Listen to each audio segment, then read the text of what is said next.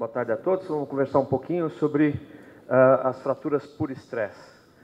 As fraturas por estresse, alguns fatos históricos. Brighthaupt, em 1855, foi o primeiro a descrever esse diagnóstico que era comum nas fraturas do quinto metatarsiano em soldados, porque marchavam de maneira bastante intensa.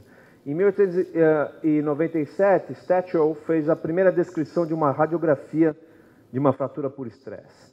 E em 1958, De Vass fez a primeira publicação em termos das lesões dos atletas. Em 1971 foi feita a primeira descrição com o uso da cintilografia ao invés do raio-x, para que façamos o diagnóstico da lesão por estresse. E em 95 foi a primeira vez que foi relatado o uso da ressonância magnética para a fratura por estresse. Então, a definição da fratura por estresse é uma ruptura total ou parcial de um osso causada pela sua inabilidade para suportar uma carga não traumática, rítmica e repetitiva. Então, na realidade, nós estamos conversando muito mais sobre microtraumas do que sobre macrotraumas. Então, quando nós vamos conversar sobre o módulo de deformação, que é o módulo de Jung, das lesões do tecido colágeno, nós vemos que existe uma fase de elasticidade, uma fase de plasticidade, e que entre 4 a 8% de deformação desse tecido colágeno, nós temos essa fase de plasticidade. E após somente 8% de deformação, nós temos uma falha total do sistema, onde a gente passa a ter lesões anatômicas propriamente ditas. Quando conversamos sobre as fraturas por estresse, ao analisar o gráfico das forças que estão comprometidas no sistema, nós percebemos que as forças de torção são muitíssimo mais importantes, em menor magnitude, para causar uma fratura por estresse, muito mais do que as forças de compressão. E o que é importante? Na gênese do tecido ósseo, o efeito piezoelétrico é muito importante. Então, todas as forças tensionais causam osteoclasia e, por conseguinte, são cargas positivas que são aplicadas no sistema. E as forças de compressão ou de osteogênese são as cargas negativas que se aplicam no sistema. E, pela lei de Wolff, o remodelamento é sempre uma resposta à deformação. Então, a gente tem uma deformação. Tudo isso está dentro do conceito de Scott Dye do envelope biológico. Cada pessoa tem o seu envelope biológico. Ele tem uma cor diferente, ele tem um tamanho diferente, ele tem uma gramatura de papel diferente. Cada pessoa é um indivíduo à parte dos outros. E na gênese das fraturas por estresse, dentro do esporte, particularmente dentro do futebol, isso é uma razão bastante importante. O que a gente tem que excluir dessas lesões? Não é porque é um atleta de futebol, não é porque ele é uma pessoa normalmente bem avaliada que a gente não vai excluir osteomielite, hipertiroidismo, deficiências nutricionais, não podemos esquecer na população feminina a tríade da mulher atleta, lesões renais, raquitismo, leucemia, metástases, mielomas e displasia fibrosa. É importante que a gente entenda os fatores de risco. E nós temos fatores de risco que são intrínsecos e extrínsecos, sendo os intrínsecos os relacionados com o esporte, mais relacionados com a pessoa em si, e os extrínsecos relacionados à modalidade esportiva. Então, intrínsecos, novamente, os elementos nutricionais, hormonais, a composição genética e como fatores biomecânicos, desequilíbrios e fraquezas musculares, diferenças de densidade mineral óssea, a presença de PKV é um elemento bastante importante, é uma sequência muito factível, principalmente para as fraturas do quinto metatarsiano nos atletas de futebol, genovaro e diferenças de comprimento. Nas lesões extrínsecas, o que nós temos são as diferenças ambientais, as alterações ambientais, calor, temperatura, pressão, tipo de piso, diferenças de treinamento. 2/3 das lesões no esporte, das lesões microtraumáticas, são causadas por erros de treinamento. Isso é muito importante quando a gente avalia tanto aqueles atletas que são subavaliados quanto os que são superavaliados. Distância, intensidade e velocidade são fatores importantes em termos de treinamento. E a reabilitação inadequada, muitas das vezes, é o fator mais importante na predisposição dessas lesões. Então, quando nós conversamos em termos de exercício, deve haver um equilíbrio entre a intensidade, a duração e a frequência dessa atividade. Isso é traduzido pelo volume de treino. Então, a maioria das fraturas por estresse são causadas por alterações desse volume de treino, quer sejam elas aumento de volume, aumento da quilometragem, treinamento em aclive é uma coisa importante.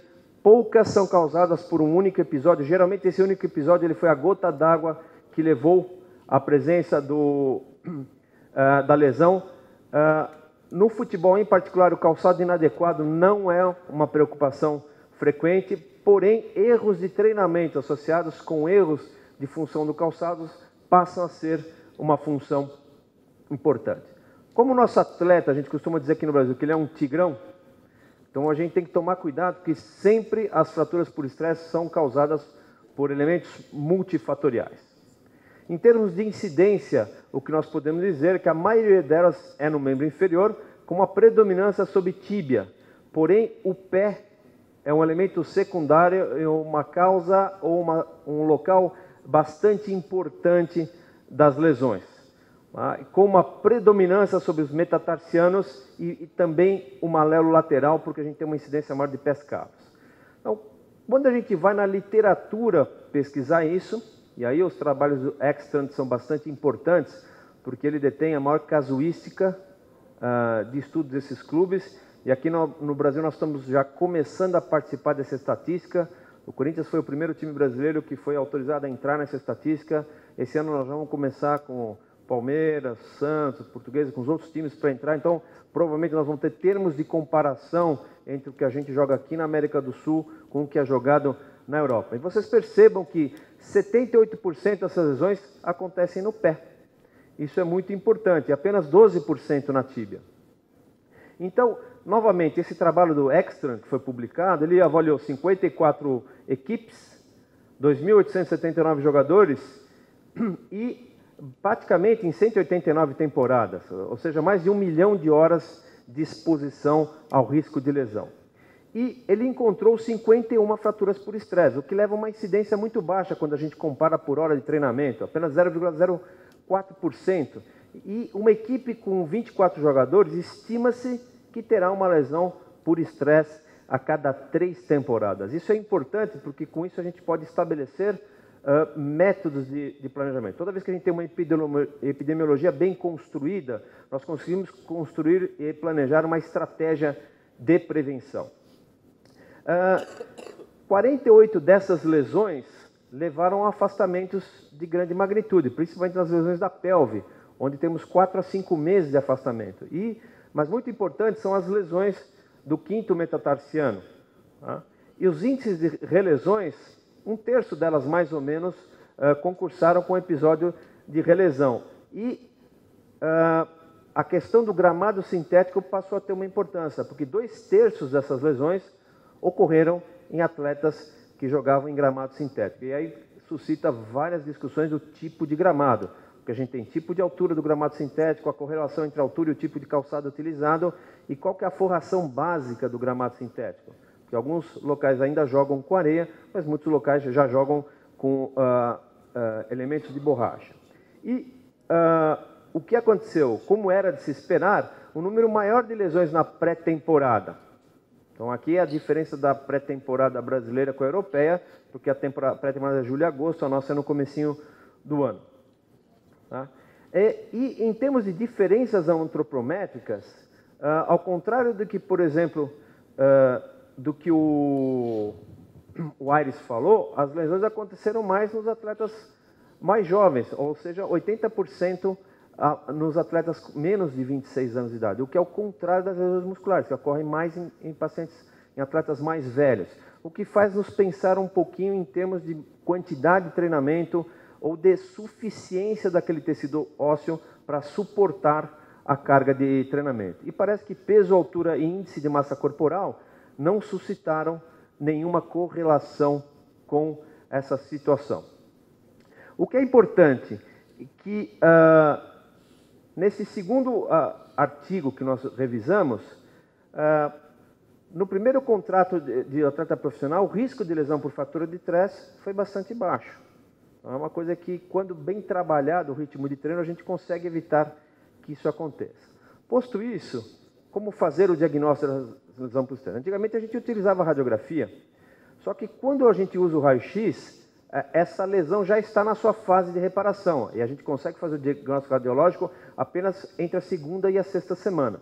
A cintilografia pode ser utilizada. Normalmente, ela é 3 semanas mais precoce que o raio-x, em termos de diagnóstico, principalmente quando a gente usa o tecnécio como elemento radioativo e quando isso é feito em 3 fases, que a gente consegue entender como é que é a vascularização desse membro. Porém, a ressonância magnética é mais precisa, porque ela efetua um gradiente bastante interessante entre a medular e a cortical óssea. Então, a gente consegue fazer o diagnóstico antes que haja uma lesão da cortical, o que implica num fator de gravidade.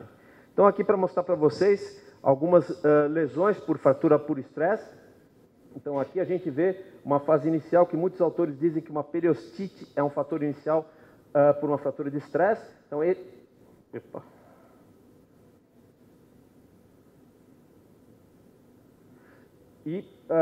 o que a gente vê é que um raio-x negativo tem uma hipercaptação focal e que tem a presença da lesão na ressonância magnética. Lesões que são bastante importantes são lesões de quem reinicia treinamento intenso após um período parado. Então a gente precisa rever um pouquinho o nosso conceito do que considerarmos uma lesão curada. Em medicina do esporte, não basta ter a lesão curada do ponto de vista anatômico. O atleta tem que voltar o máximo possível dentro das mesmas condições que ele se encontrava antes da lesão.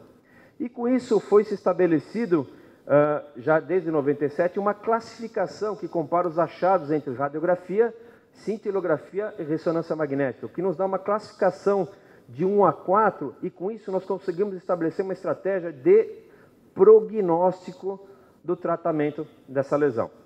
Porque basicamente, todas as fraturas por estresse, a gente inicia o mesmo tipo de tratamento, ou seja, diminuição do volume de treino, correção dos erros, a gente estabelece uma melhor estratégia de absorção de impacto, correção das deformidades se elas existirem, mudança de atividade, eventualmente a imobilização pode ser usada, normalmente de guarda a imobilização para aquele atleta que tem dor mesmo a deambulação.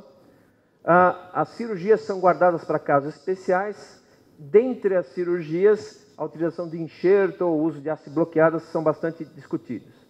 É descrito na literatura o uso de bifosfonatos para melhorar e contraindicado o uso de anti-inflamatórios para o tratamento da dor da fratura por estresse, que parece existir uma correlação entre o uso de anti-inflamatórios e uma piora do mecanismo de consolidação óssea.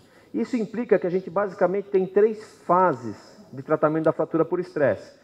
2 a 3 semanas, onde a gente pode ter um repouso relativo desse atleta. A segunda fase, que é de 3 a 8 semanas, onde a gente passa a fortalecer os grupos musculares que funcionaram como fatores predisponentes dessa lesão.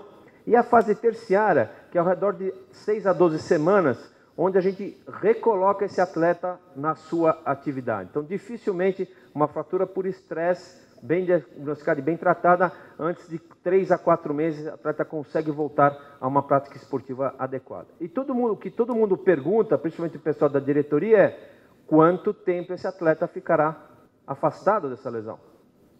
Porque isso implica em planejamento da montagem da equipe.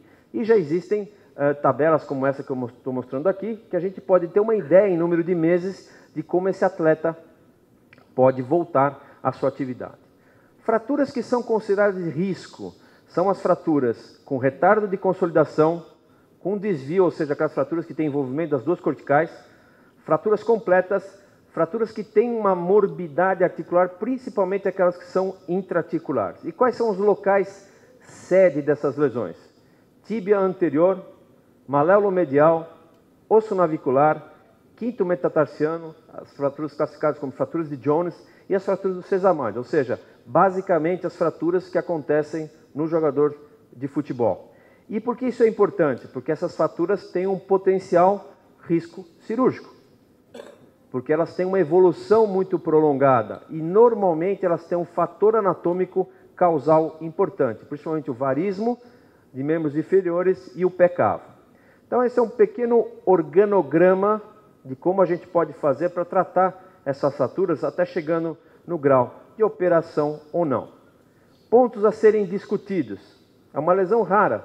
Apenas 0,5% das lesões descritas por Ekstrand em atletas de futebol. porém é uma lesão incapacitante, porque 94% delas nós tivemos um afastamento entre 3 a 5 meses. É de se esperar numa equipe profissional, a cada 3 anos pelo menos uma lesão, e a pré-temporada exerce um fator muito importante, porque a maioria dessas lesões acontecem na pré-temporada. Idade é um fator de risco e a maioria delas acontece no quinto metatarsiano. Então, deixando como mensagem para vocês, deixa eu ver se isso aqui vai entrar, não vai entrar, muitas vezes quando a gente trata uma fratura por estresse, a gente tem poucas oportunidades de fazer o diagnóstico preciso. Então, fazendo o diagnóstico preciso, a gente consegue tratar bem desse atleta no maior tempo possível, no menor tempo possível, com o menor prazo de recuperação, e fazendo com que esse atleta a gente elimine os fatores de causa. Muito obrigado.